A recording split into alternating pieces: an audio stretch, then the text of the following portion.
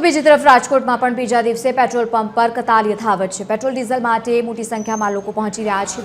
વાહનોની ભારે ભીડ જોવા મળી છે। રાજકોટમાં તમામ પેટ્રોલ પંપ પર લાંબી કતારો જોવા મળી રહી છે। વહેલી સવારથી જ ઈંધણ પુરાવા માટે વાહન ચાલકો લાઇનમાં લાગેલા છે। સરકાર અને સાથે જ એસોસિએશન વારંવાર અપીલ કરી રહી છે, તેમ છતાં પરિસ્થિતિ યથાવત।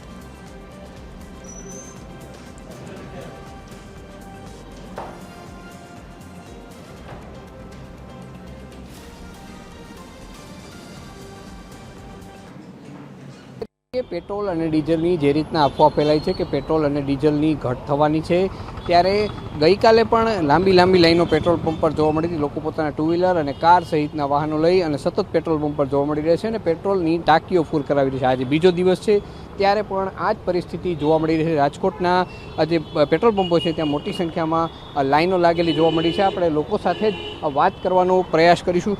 શું નામ આપનું? નિકુંજ। ભાઈ, પેટ્રોલ પુરાવ્યું છે, પેટ્રોલ ખૂટી જવાનું છે, એવી જ વાત છે? શું વાત છે આખી? હા, પેટ્રોલ ખૂટી જવાની વાત છે, પણ આપણે એવું અત્યારે કાંઈ ખબર નથી કે ખૂટી જવાનું છે કે શું છે, એવું કાંઈ ખબર નથી અત્યારે। આમ સરેરાશ તમે કેટલું પેટ્રોલ પુરાવતો હોય ને આજે કેટલું પુરાવશો? ના, હું સરેરાશ આપણે ફૂલ જ પુરાવી છીએ, કેમ કે રેગ્યુલરી આપણે સાઇટ વિઝિટ ને હોય છે એટલે મારે। લોકો કહી રહ્યા છે કે એવી વાત આવે છે કે પેટ્રોલ ખૂટવાનું છે, ત્યારે અમે સરેરાશ જે રીતના પેટ્રોલ પુરાવ્યું છે। અન્ય લોકો, શું નામ આપનું? ધીરુભાઈ પટેલ। ધીરુભાઈ, પેટ્રોલની આવડી મોટી લાઈન જોઈ છે તમે? આમ ના, ક્યારેય જોઈ નથી, પણ હવે આમાં તો ગવર્મેન્ટે શું કરી શકે ભાઈ? બધાએ સાથે મળી અને કોરોનામાં જેવી મુશ્કેલી હતી, બધાએ સાથે મળી કરી, સરકાર ઘણું કરે બિચારી। હવે જ્યાં આપણે પ્રશ્ન છે પૂરતો સ્ટોક નથી આવતો, ત્યાં લગી શું થઈ શકે એમ? આમ તમે સરેરાશ કેટલું પેટ્રોલ પુરાવો આજે કેટલું પુરાવશો? દરરોજ 25-30 કિલોમીટર ગાડી હાલતી હોય એટલે એકવાર 500 રૂપિયાનું પુરાવી દે તો અઠવાડિયું હાલે।